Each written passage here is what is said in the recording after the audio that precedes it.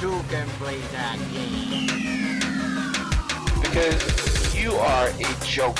You're a joker. How you doing, guys? This is MGTOW the Joker here. First, I'd like to give a shout out to Thor for his criticism on my previous episode. Also, I'd like to give another shout out to my newest members, which is newest subscriber, which is Free Your Mind and 38 Left. Just a reminder, guys, I'm just here looking for listeners. I'm doing this for fun and educational purposes, and I'm taking this project as a personal development so we can share knowledge. So I really would like you guys to, if you like my content and what I am presenting, just feel free to subscribe, and also uh, write down any comments, any critics. I will accept any type of constructive criticism to see if I can be able to better myself, and being able to provide a better message to my listeners. Thank you very much for your support. And today, MGTOW the Joker will present the Hedonic Hegemony Society. Basically, a lot of I've seen a lot of people talking that this is a society, gynocentric society, that women had all the power, and women this and women that, and there's a feminist going this way, and they're criticizing all the things that we have and everything like that. In reality, this is something that is expected when you actually transfer power. And the only way that you can transfer powers is through an egalitarian society. But in reality, I'm going to show you the reason why I call it instead a hedonic hegemony society. First of all, this is the agenda. What is hedonic? What is hegemony? What it's going on, in my opinion, and what should we do? What would be my advice to you guys? First of all, what is hedonic? Definition of hedonics is a relationship or characterized by pleasure. Basically, the word hedonic is basically when you like something, anything that causes you to have pleasure. That's as per Merriam-Webster's dictionary. What is hegemony? Hegemony is leadership, dominance. How can we dominate the opponent, for our own pleasures and our own benefits? That's what we are encountering in this society. And that's why I call it, instead of gynocentric, I call it a hedonic hegemony society. That's per Oxford Dictionary. So what's going on? Basically, what is going on is it's just survival of the fittest. We're living in a society right now where we cannot back away from a system. This society has a social economical system that it works through every human being that it's working or it's living into the this space or this nation that we're living on. Unfortunately, uh, everybody has to work. Everybody has to find out ways to live a better life, and we are, as human beings, in the quest of living a life that we want to live for our benefits. Now, here's the thing: some people out there in this world will take advantage of the system. I strongly do not recommend nobody to actually take advantage of the system in a illegal way. I do actually recommend that everybody takes advantage of the system in the most legal and fair way possible. Um, what's happening right now? Let's say, for example, a look of a person wants to you just want to walk away from the system. If you walk away from the system, there's no place for you to live. There's no place for you to actually go and live in the woods or anything like that, because eventually you're gonna get caught and you're just going to be fined, and then they're gonna have to remove you from wherever it is that you're hunting, or wherever it is you're trying to work in your way into a primitive standard of living. So in reality, it's kind of difficult to do it, and I don't. Although there's a lot of people that have chosen that path of being homeless and being uh, on the streets, they usually tend to live in the woods, and they usually are pulled by the police, and they register to see if they have any IDs or anything like that. So in reality, if you're living in that way, it's very difficult, uh, a way that way of living. Although uh, you must be prepared if for some reason you fall into that category. Um, I, in my personal opinion, have done it. I have been a homeless, but my state of being homeless, it was like for about a month or so, and then from there I started, going up in the ladder of the food chain. Um, the way that I did it, once I started looking for a place to live, and looking for get my act together and everything like that. I found out that there's a lot of people that, as you go through the ladder of as you go through the food chain, um, you're going to find that the people at the bottom are the most ruthless people out there. So you tend to have thick skin, and tend to not to be able to trust people just at face, just at face level. Um, as I went into that phase, I realized that not only the females, but also the the males, um, they have their differences.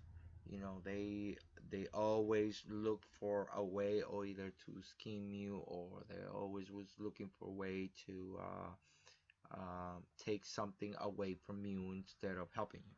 So that's how I learned that it's a good thing to help people. I don't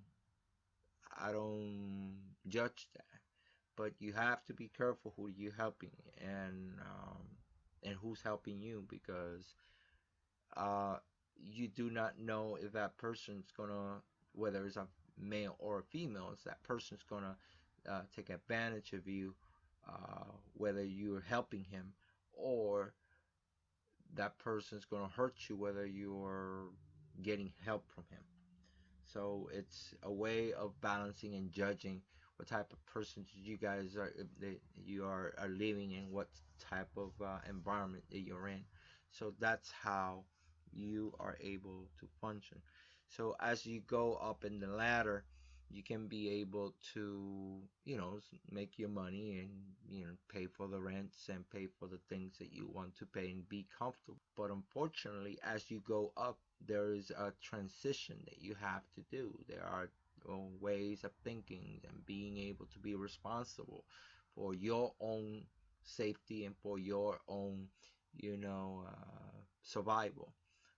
Because even though as you go up, you're still surviving. You're still at the surviving mode, and you're looking for ways to actually be able to survive in the best possible way. Some people chose to be employees, and so people chose to work their entire lives and be able to provide that. There are other people that didn't choose that path, that they actually chose to, develop skills and be able to negotiate their way through life.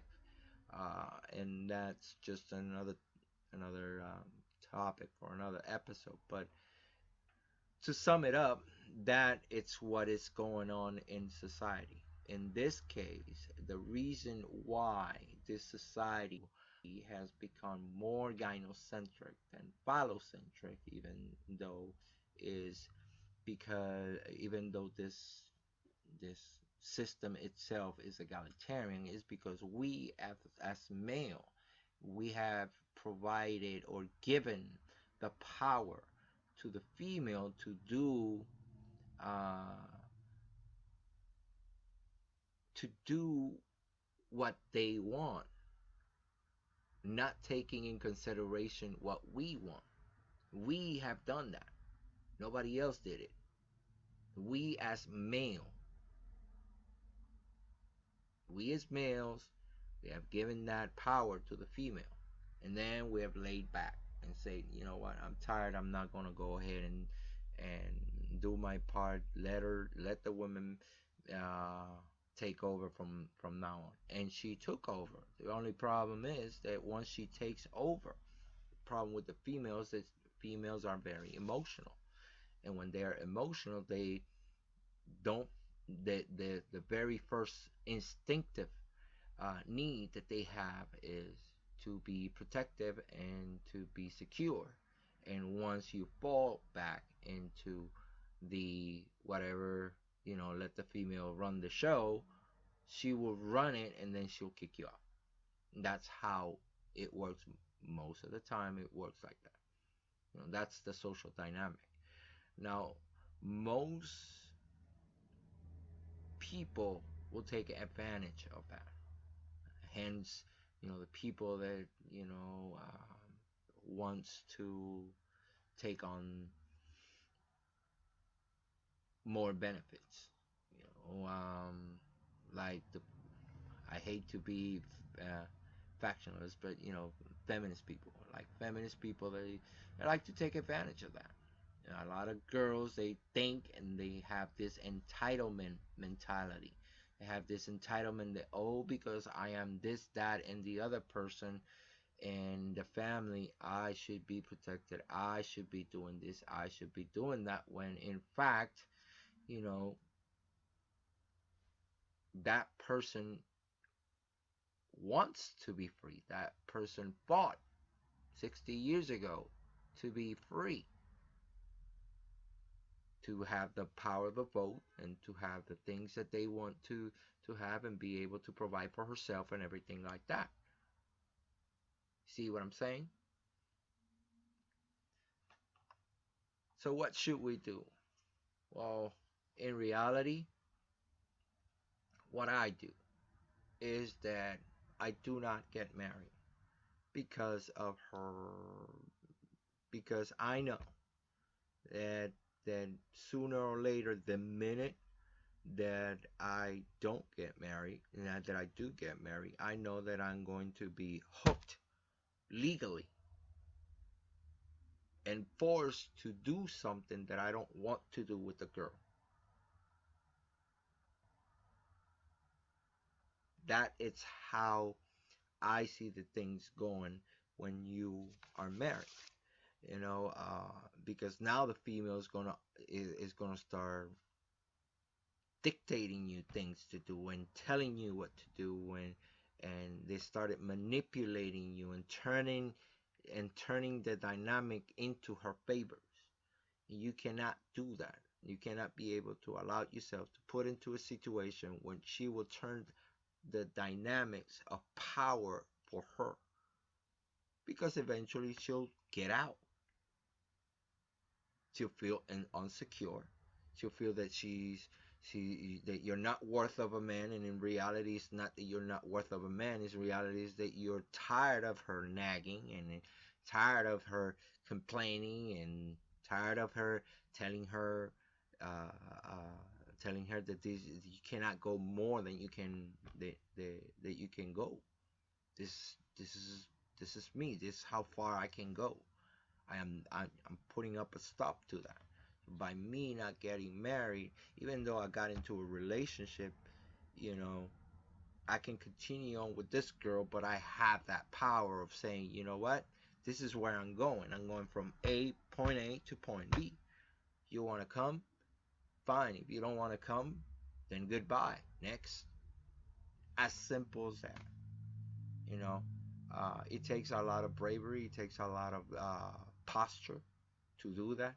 And if the girl wants to be with you, then she'll go with you. And if she gets tired of it, then she gets tired of it, and you look for somebody else. And that's basically what I do. And you know, that way I don't deprive myself from the things that I need as a man. You know, I need money and I need sex, because all guys, you know, I was born to learn how to survive, and we need to have the need of power, which comes in the symbol of money, and then you have the need to procreate and to have sex. In reality, those two things evolve themselves into who's got the power, who's not. Is it the female who got the power, or the male who's got the power? Most times, you know, unfortunately, they take advantage of our chivalry. A lot of people say that chivalry is dead. In reality, it's not that it's dead. It's that, you know, females tend to take advantage of that, and you, based upon whatever it is your tolerance is, you can be able to actually be chivalrous with a person that's nice to you, or you just tell the girl to fuck off. Say, you know what, you're not treating me the way that I'm supposed to be treated, and then I'll leave you. I'm gonna go away. And that's how I roll. As simple as that. But you have to learn as a man to have posture, to say no when somebody misbehave, or somebody disrespect you, or somebody's trying to be able to harm you. You just say no. Stop. And if you have to defend yourself because of it, you will defend yourself. If you look right now, for example, at was watching the march for the females. You know, it was amazing, because they just looking for the support of the government, and the government is telling her, no, stop with that. You're taking advantage of that. You're not supposed to do what you're not doing what you're supposed to do. Therefore, you're taking advantage of us, and you need to start pulling up your weight.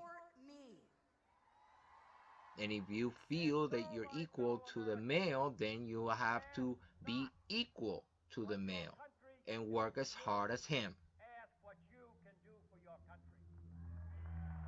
That's essentially what it is. You know, you don't have to be a dictator. You don't have to slander anybody. You don't have to tell that person, you know, you're less than. You know, in reality, it's based upon capabilities, and it's based upon mentalities and frames of mind.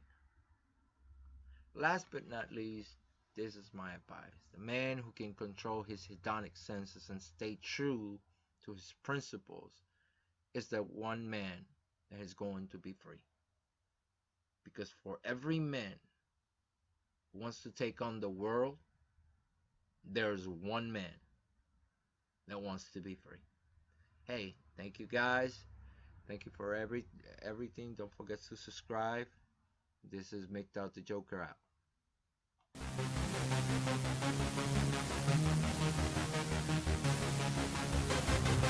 Who can play that game?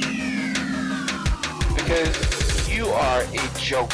You're a joker.